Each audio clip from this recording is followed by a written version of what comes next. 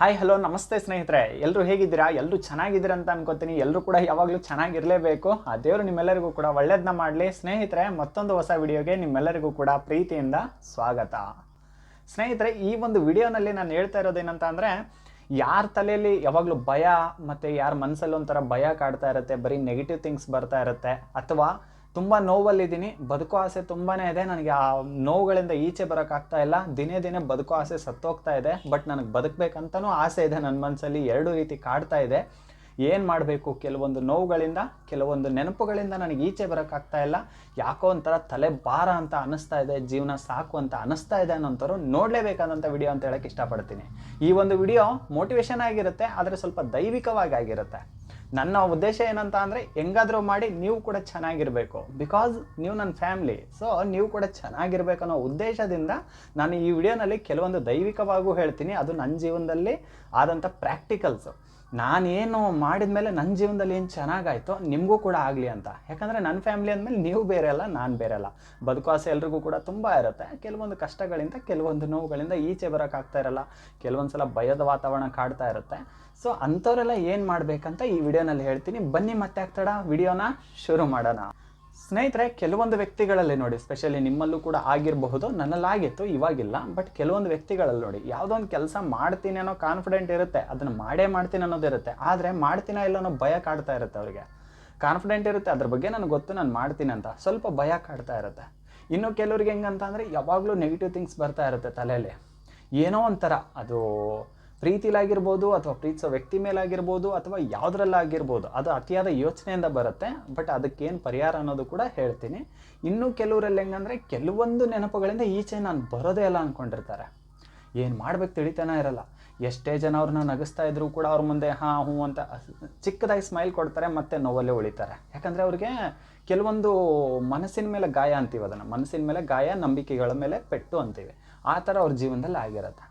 So ಭಯ ತುಂಬಾ ಆಗ್ತಾ ಇರೋರು, ಆಯಿತಾ, ನನ್ನ ಜೀವನದಲ್ಲಿ ಆದಂಥದ್ದು ಹೇಳ್ತಾ ಇದ್ದೀನಿ. ಯಾರಿಗೆಲ್ಲ ದೇವ್ರ ಮೇಲೆ ನಂಬಿಕೆ ಇದೆ ಅಲ್ಲ, ಅವ್ರು ಮಾಡಿ, ಆಯಿತಾ. ಸೊ ನಾನೇನು ಹೇಳ್ತೀನಿ, ತುಂಬ ಭಯ ಆಗ್ತಾ ಇದೆ ನಮಗೆ. ಯಾವತ್ತೋ ಏನೋ ಮಾಡ್ಬೇಕಂತಿರ್ತೀವಿ, ಭಯ ಆಗುತ್ತೆ, ಏನೋ ಮನಸ್ಸಲ್ಲಿ ಒಂಥರ ತಳಮಳ, ಕೈಕಾಲೆಲ್ಲ ಶೇಕ್ ಅನ್ನಿಸ್ತಾ ಇರುತ್ತೆ. ಭಯ ಆಯಿತು ಅಂದರೆ ಆಟೋಮೆಟಿಕ್ಕಾಗಿ ಮನುಷ್ಯನಿಗೆ ಅನ್ನಿಸ್ತದೆ, ಕೈಕಾಲೆಲ್ಲ ಒಂಥರ ಶೇಕ್ ಬರುತ್ತೆ. ಸೊ ಆ ಥರ ಆದಾಗ ಏನು ಮಾಡಬೇಕಂದ್ರೆ, ನನ್ನ ಜೀವನದ ಅನುಭವ ಹೇಳ್ತಾ ಇದ್ದೀನಿ, ನಂಬಿಕೆ ಇದ್ದವ್ರು ಮಾಡಿ. ಕೆಲವೊಂದನ್ನು ನಾವು ದೈವಿಕವಾಗಿ ಅಂತ ಹೋದಾಗ ದೇವರಿಗೆ ಪ್ರಶ್ನೆ ಮಾಡೋಷ್ಟು ನಾವು ದೊಡ್ಡವರಲ್ಲ. ಸೊ ನೀವು ನನ್ನ ಫ್ಯಾಮ್ಲಿ, ನಿಮಗೂ ಒಳ್ಳೇದಾಗಲಿ ಅಂತ ಹೇಳ್ತಾ ಇದ್ದೀನಿ. ತುಂಬಾ ಭಯ ಆಗ್ತಿದೆ ಅನ್ನೋರು ಶ್ರೀರಾಮದೂತ ಶ್ರೀ ಆಂಜನೇಯ, ಶ್ರೀರಾಮದೂತ ಶ್ರೀ ಆಂಜನೇಯ ಅಂತ ಒಂದು 11 ಸಲ ಹೇಳೋದನ್ನ ರೂಢಿ ಮಾಡ್ಕೊಳ್ಳಿ. ನಿಮ್ಮ ಮನಸ್ಸಲ್ಲೇ ಹೇಳ್ಕೊಳ್ಳಿ, ಅಂದರೆ ಸೈಲೆಂಟಾಗಿ ಸ್ವಲ್ಪ ಹೇಳ್ಕೊಳ್ಳಿ, ಬಾಯಿ ಬಿಟ್ಟು, ಅಂದರೆ ನಿಮ್ಮ ಅರ್ಥ ಆಯ್ತಲ್ವಾ. ಸೊ ಏನಂದರೆ, ಶ್ರೀರಾಮದೂತ ಶ್ರೀ ಆಂಜನೇಯ, ಶ್ರೀರಾಮದೂತ ಶ್ರೀ ಆಂಜನೇಯ ಅಂತ ಸ್ವಲ್ಪ ಹೇಳ್ಕೊಳ್ಳಿ, ಒಂದು 11 ಸಲ ಹೇಳಿ. ಅದನ್ನು ಕ್ರಮೇಣವಾಗಿ ನೀವು ಅದನ್ನು ರೂಢಿ ಮಾಡ್ಕೊಳ್ತಾ ಬನ್ನಿ.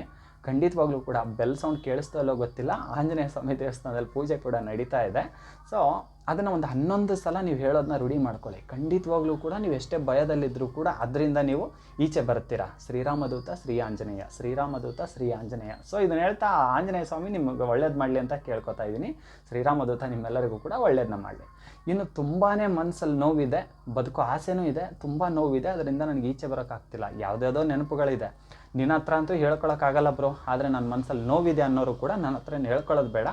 ಆದರೆ ಹೇಳ್ಕೊಬೇಕಂದ್ರೆ ಇನ್ಸ್ಟಾಗ್ರಾಮಲ್ಲಿ DM ಮಾಡಿ, ಪರವಾಗಿಲ್ಲ, ಆಯಿತಾ. ನನ್ನ ಫ್ಯಾಮ್ಲಿ, ನನಗಾದಷ್ಟು ಕೂಡ ನಾನು ಖಂಡಿತವಾಗ್ಲೂ ಕೂಡ ಹೇಳೋಕ್ಕೆ ಇಷ್ಟಪಡ್ತೀನಿ. ನಿಮ್ಮ ಜೊತೆಗೆ ನಾನು ಇದ್ದೀನಿ. ಆ್ಯಂಡ್ ತುಂಬಾ ನೆನಪುಗಳಿಂದ ಈಚೆ ಬರೋಕ್ಕಾಗ್ತಾ ಇಲ್ಲ, ಊಟ ಕೂಡ ಸರಿಯಾಗಿ ತಿನ್ನೋಕ್ಕಾಗ್ತಾ ಇಲ್ಲ ನನಗೆ, ಏನೋ ಒಂಥರ ತಲೆ ಭಾರ, ಚಿಂತೆ, ಹಿಂಗ್ಯಾಕಾಯ್ತು ನನ್ನ ಲೈಫ್ ಅನ್ನೋ ರೀತಿ ಕಾಡ್ತಾ ಇದೆ ಅನ್ನೋರು, ದಯವಿಟ್ಟು ಕೂಡ ನೀವು ಒಂದು 5 ದಿನ ಅಥವಾ 11 ದಿನ ಆದರೂ ಕೂಡ ಆಂಜನೇಯ ಸ್ವಾಮಿಗೆ ತುಳಸಿ ತೊಗೊಂಡು ಹೋಗಿ ಬನ್ನಿ. ಹತ್ತಿರದಲ್ಲಿ ಆಂಜನೇಯ ಸ್ವಾಮಿ ದೇವಸ್ಥಾನ ಅಂತೂ ತುಂಬ ಇರುತ್ತೆ. ಸೊ 11 ದಿನ ಆಗಲಿ 5 ದಿನ ಆಗಲಿ ತುಳಸಿನ ತೊಗೊಂಡೋಗಿ ಆಂಜನೇಯ ಸ್ವಾಮಿಗಿಟ್ಟು ದೀಪ ಹಚ್ಚಿ, ನಿಮ್ಮ ಮನಸ್ಸಲ್ಲಿ ಏನು ನೋವಿದೆ ಬಾಯಿ ಬಿಟ್ಟು ಸ್ವಾಮಿ ಹತ್ರ ಹೇಳ್ಕೊಂಡು ಒಂದು 11 ದಿವಸ ನೀವು ಹೋಗಿ ಬನ್ನಿ. ನಂಬಿಕೆ ಇಟ್ಟು, ನನಗೋಸ್ಕರ ಅಂತ ಹೋಗ್ಬಿಡಿ. ಖಂಡಿತವಾಗ್ಲೂ ಕೂಡ ನೀವು ಎಷ್ಟೇ ನೋವಲ್ಲಿದ್ದರೂ ಕೂಡ ನಿಮ್ಮ ಲೈಫು ಹಿಂಗೇನೋ ಮುಳುಗೋಗ್ತಾಯಿತ್ತಂದ್ರೂ ಕೂಡ ಸ್ವಾಮಿ ಎತ್ತಿಡಿತಾರೆ ನಿಮ್ಮನ್ನು, ಹಿಂಗೆ ಎತ್ತಿಡಿತಾರೆ ಮೇಲೆ ನಿಮ್ಮನ್ನು. ಬೆಟ್ಟನೇ ಎತ್ತಿರೋ ಆಂಜನೇಯ ನಿಮ್ಮ ಕಷ್ಟ ಸುಖಗಳನ್ನ ಮರೆಸಿ ನಿಮ್ಮನ್ನ ಎತ್ತಿಡಿಯಲ್ವಾ, ಖಂಡಿತವಾಗ್ಲೂ ಎತ್ತಿಡಿತಾರೆ. ಸೊ ಯಾರೆಲ್ಲ ನಿಮ್ಮ ಕಷ್ಟಕ್ಕೆ, ನಿಮ್ಮ ಒಂದು ನೋವಿಗೆ ಕಾರಣ ಆಗಿರ್ತಾರಲ್ಲ, ಅವ್ರು ನಿಮ್ಗೆ ತುಡಿತಾ ಇರ್ತಾರೆ, ನಿಮ್ಮನ್ನ ಎತ್ತಾ ಇರ್ತಾರೆ. ಸೊ ಅದಕ್ಕೋಸ್ಕರ ಹೇಳ್ತಾ ಇದ್ದೀನಿ, ಖಂಡಿತವಾಗ್ಲೂ ಇದು ಸತ್ಯವಾಗ್ಲೂ ಹೇಳ್ತೀನಿ, ಇದು ಆಗೋದು. ಆಮೇಲೆ ಏನೈತೆ, 11 ದಿವಸ ಆಗಲಿ 5 ದಿವಸ ಆಗಲಿ ಹೋಗಿ ಬನ್ನಿ, ತುಳಸಿ ಮತ್ತು ದೀಪ ಹಚ್ಚಿ ಬನ್ನಿ ಆಂಜನೇಯ ಸ್ವಾಮಿಗೆ. ಇನ್ನು ನಾನು ಏನೇ ಕೆಲಸ ಮಾಡಿದರೂ ಕೂಡ ಆಗ್ತಾನೆ ಇಲ್ಲ ಅನ್ನೋಂಥವ್ರು ಕೂಡ ಹೋಗಿ ಬನ್ನಿ, ತುಂಬ ಒಳ್ಳೆಯದು. ಖಂಡಿತವಾಗ್ಲೂ ಕೂಡ ನಿಮ್ಮ ಮನಸ್ಸಲ್ಲಿರೋ ನೋವಾಗಲಿ, ನನ್ನ ತಲೆಯಲ್ಲಿ ನೆಗೆಟಿವ್ ಥಾಟ್ಸ್ ಬರ್ತಿದೆ ಅನ್ನೋರಾಗಲಿ, ಆ್ಯಂಡ್ ತುಂಬಾ ಭಯ ಆಗ್ತಿದೆ ಅನ್ನೋರಾಗಲಿ, ಸ್ವಲ್ಪ ಒಂದು 5 ದಿನ ಆಗಲಿ 11 ದಿನ ಆಗಲಿ ಆಂಜನೇಯ ಸ್ವಾಮಿ ದೇವ್ರ ಮೇಲೆ ನಂಬಿಕೆ ಇಟ್ಟು ಭಕ್ತಿಯಿಂದ ಹೋಗಿ ಬನ್ನಿ. 5 ಅಥವಾ 11 ದಿನ ಹೋಗಿ ಬನ್ನಿ. ಹೋದಾಗ ಏನು ಕೇಳ್ಕೋಬೇಕು, ಸ್ವಾಮಿ ಈ ಥರ ಇದ್ದೇ ನನ್ನ ಮನಸ್ಸಲ್ಲಿ ನೋವು, ಅದನ್ನು ದೂರ ಮಾಡಿ ನನಗೂ ಕೂಡ ಎಲ್ಲರ ಥರ ಬದುಕೋ ಶಕ್ತಿ ಕೊಡು. ನನ್ನಲ್ಲಿ ಆತ್ಮವಿಶ್ವಾಸ ಅನ್ನೋದು ಕುಗ್ತಾ ಇದೆ, ಕುಗ್ಗಬಾರ್ದು. ನನಗೆ ಮೋಸ ಮಾಡಿದವರಾಗಲಿ, ನನಗೆ ಕಷ್ಟ ಕೊಟ್ಟವರಾಗಲಿ, ನನ್ನ ಜೀವನದಲ್ಲಿ ಇರ್ತಕ್ಕಂಥ ಕಷ್ಟಗಳಾಗಲಿ ಎಲ್ಲವನ್ನೂ ಕೂಡ ನೀನೇ ದೂರ ಮಾಡಬೇಕು. ನನ್ನ ಮನಸ್ಸಲ್ಲಿ ಏನಿದೆಯಲ್ಲ, ಅದು ನೋವು ಕಷ್ಟ ಏನೇನಿದೆಯಲ್ಲ ಎಲ್ಲನೂ ಕಿತ್ತಿ ಬೀಸಾಕಿ ನನಗೂ ಕೂಡ ಬದುಕೋಕ್ಕೆ ಒಂದು ಅವಕಾಶ ಮಾಡಿಕೊಡು. ನನ್ನಿಂದ ಏನು ತಪ್ಪಾಯ್ತಲ್ವ ಅದನ್ನೆಲ್ಲ ಕ್ಷಮಿಸು, ನೀನು ಕ್ಷಮಿಸ್ದೆ ಯಾರು ಕ್ಷಮಿಸ್ತಾರೆ ನನ್ನ ಅಂತ ದೇವ್ರ ಹತ್ರ ತಲೆ ಬಾಗ್ಬಿಡಿ. ತಪ್ಪಾಯಿತು ಅಂತ ತಲೆ ಬಾಗ್ಬಿಡಿ. ಖಂಡಿತವಾಗ್ಲೂ ಹೇಳ್ತೀನಿ ಇವರೇ, ನಿಮ್ಮ ಕಷ್ಟಗಳೈತಲ್ಲ ಆದಷ್ಟು ಬೇಗ ಅಂದರೆ ನೀವು 11 ದಿನ ಹೋಗಿ ಬನ್ನಿ ಅಥವಾ 5 ದಿನ ಹೋಗಿ ಬನ್ನಿ, ನೀವೇ ನೋಡ್ತೀರಾ ನಿಮ್ಮಲ್ಲಿ ಆದಂಥ ಚೇಂಜಸ್ ನೀವೇ ನೋಡ್ತೀರಾ. ಬಟ್ ತಲೆಯಲ್ಲಿ ಇದನ್ನ ಇಟ್ಕೊಂಡು ಹೋಗ್ಬೇಡಿ, ಇವರೇನೋ ಹೇಳ್ತಾರೆ ಅದೇನಾಗುತ್ತೆ, ದಯವಿಟ್ಟು ಬೇಡ. ನಿಮ್ಗೆ ಒಳ್ಳೇದಾಗಲಿ ಅಂತಲೇ ನಾನು ಹೇಳ್ತಾ ಇದ್ದೀನಿ. ಅಂದಮೇಲೆ ಆ ಆಂಜನೇಯ ಸ್ವಾಮಿ ಖಂಡಿತವಾಗ್ಲೂ ಒಳ್ಳೇದು ಮಾಡ್ತಾರೆ. ಇದು ನನಗೆ ತುಂಬ ನಂಬಿಕೆ ಇದೆ, 100 1000% ನಾನು ಹೇಳ್ತಿರೋದು ನಿಜ. ಖಂಡಿತವಾಗ್ಲೂ ಕೂಡ ನಿಮ್ಮ ಕಷ್ಟಗಳಾಗಲಿ, ನಿಮ್ಮ ಮನೇಲಿ ಏನೋ ಕಷ್ಟ ಇರುತ್ತೆ, ಅದು ಇದು ಕಷ್ಟ ಏನೋ ಇರುತ್ತೆ. ಮನೆ ಅಂದಮೇಲೆ, ಜೀವನ ಅಂದಮೇಲೆ, ಸಂಸಾರ ಅಂದಮೇಲೆ ಕಷ್ಟಗಳು ತುಂಬ ಇರುತ್ತೆ. ಕಷ್ಟಗಳಿರಲಿ, ನೋವುಗಳಿರಲಿ, ಆಲೋಚನೆಗಳಿರಲಿ, ಭಯ ಇರಲಿ, ನೆಗೆಟಿವ್ ಥಿಂಗ್ಸ್ ಇರಲಿ, ಎಲ್ಲವೂ ಕೂಡ ದೂರ ಆಗುತ್ತೆ. 5 ಅಥವಾ 11 ದಿನ ಆಂಜನೇಯ ಸ್ವಾಮಿ ದೇವಸ್ಥಾನಕ್ಕೆ ಹೋಗಿ.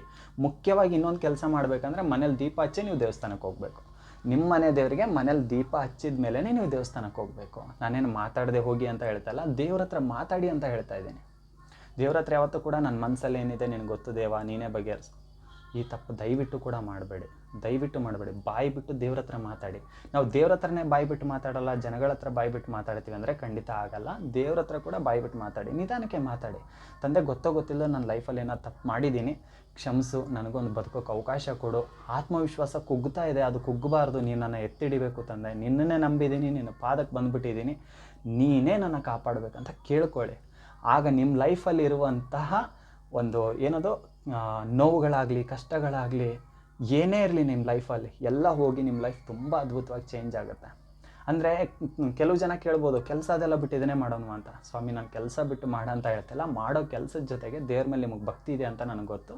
ಆದರೆ 11 ದಿನ ನಾನು ಏನು ಹೇಳಿದ್ನೋ ಇದನ್ನು ದೇವ್ರ ಹತ್ರ ಕೇಳಿಕೊಂಡು ಹೋಗಿ ಬನ್ನಿ. ಖಂಡಿತವಾಗ್ಲೂ ಕೂಡ ನೀವು ಕಳ್ಕೊಂಡಂಥ ನೆಮ್ಮದಿ, ಸುಖ, ಶಾಂತಿ, ನೆಮ್ಮದಿ ಎಲ್ಲವೂ ಕೂಡ ಬರುತ್ತೆ. ನಿಮ್ಮಲ್ಲೂ ಕೂಡ ಒಂದು ಏನದು ಹರ್ಷದ ವಾತಾವರಣ ಕಾಣ್ತೀರಾ. ಒಂಥರ ಏನಂದರೆ ಚೇಂಜಸ್ಸು, ಸೂಪರಾಗಿರ್ತೀರ. ಅದು ನನಗೆ ಹೇಳೋಕ್ಕಾಗ್ತಾ ಇಲ್ಲ, ಬಟ್ ತುಂಬ ಚೆನ್ನಾಗಿರ್ತೀರ. ನೀವು ತುಂಬ ಚೆನ್ನಾಗಿರ್ಬೇಕನ್ನೋದೇ ನನ್ನ ಆಸೆ. ಸೊ ಅದಕ್ಕೋಸ್ಕರ ಹೇಳ್ತಿದ್ದೀನಿ, ಯಾರಿಗೆಲ್ಲ ದೇವ್ರ ಮೇಲೆ ನಂಬಿಕೆ ಇದೆಯೋ ಹೋಗಿ ಬನ್ನಿ. ನಂಬಿಕೆ ಇಲ್ದಿರೋರು ಪ್ರಶ್ನೆನೂ ಮಾಡಬೇಡಿ, ದೇವ್ರ ವಿಷಯದಲ್ಲಿ ಪ್ರಶ್ನೆ ಮಾಡೋದು ಬೇಡ. ಯಾಕಂದರೆ ಕೆಲವೊಂದು ಏನಾಗುತ್ತೆ ಅಂದರೆ, ನೀವು ಪ್ರಶ್ನೆ ಮಾಡೋದ್ರಿಂದ ನನಗೇನಾಗಲ್ಲ, ಆದರೆ ಏನಂತ ಅಂದರೆ ಕೆಲವೊಂದು ದೇವ್ರ ವಿಷಯದಲ್ಲಿ ನಾವು ಪ್ರಶ್ನೆ ಮಾಡಿದರೆ ಅದು ಒಂದು ರೀತಿ ನಮಗೆ ಮತ್ತಿಷ್ಟು ಕಾಡೋಕ್ಕೆ ಸ್ಟಾರ್ಟ್ ಆಗುತ್ತೆ. ಇವಾಗ ನಿಮ್ಮ ಕಷ್ಟ ಇದೆ ಅಂದ್ಕೊಳ್ಳಿ, ಮತ್ತಿಷ್ಟು ಜಾಸ್ತಿ ಆಗೋದು ಬೇಡ. ನಂಬಿಕೆ ಇಲ್ಲ ಅಂದರೆ ಈ ವಿಷಯನ ಇಲ್ಲಿಗೆ ಬಿಟ್ಬಿಡೋಣ. ಆದರೆ 5 ದಿನ ನಾನೇ ನಿಮಗೆ ದುಡ್ಡು ಕಾಸು ಖರ್ಚು ಮಾಡಿ ಅಂತ ಹೇಳ್ತಾ ಇಲ್ಲ, ನಿಮ್ಮ ಜೀವನದಲ್ಲಿ ಕಳ್ಕೊಂಡಂಥ ಸುಖ, ಶಾಂತಿ, ನೆಮ್ಮದಿ ಮರಳಿ ನಿಮಗೆ ಬರಬೇಕು, ನಿಮ್ಮ ಮುಖದಲ್ಲಿ ನಗು ನೋಡಬೇಕನ್ನೋದೇ ನನ್ನ ಆಸೆ. ಇದನ್ನು ಬಿಟ್ಟು ಏನಾದರೂ ನಿಮ್ಮ ಮನಸ್ಸಲ್ಲಿ ನೋವಿದ್ರೆ ಕಮೆಂಟಲ್ಲಿ ತಿಳಿಸಿ. ಅದು ಸಾಧ್ಯವಾಗಿಲ್ಲ ಅಂದರೆ DM ಮಾಡಿ, ನನಗೆ ಇನ್ಸ್ಟಾಗ್ರಾಮಲ್ಲಿ DM ಮಾಡಿ, ಖಂಡಿತ ನಾನು ರೆಸ್ಪಾನ್ಸ್ ಮಾಡ್ತೀನಿ, ಆಯಿತಾ. ಸೊ ನನ್ನ ಕುಟುಂಬ ಯಾವಾಗಲೂ ಕೂಡ ನಗ್ನಗ್ತಾ ಚೆನ್ನಾಗಿರಿ, ಟೈಮ್ ಸರಿಯಾಗಿ ಊಟ ತಿಂಡಿ ಮಾಡಿ, ಆಯಿತಾ. ನಮಸ್ಕಾರ.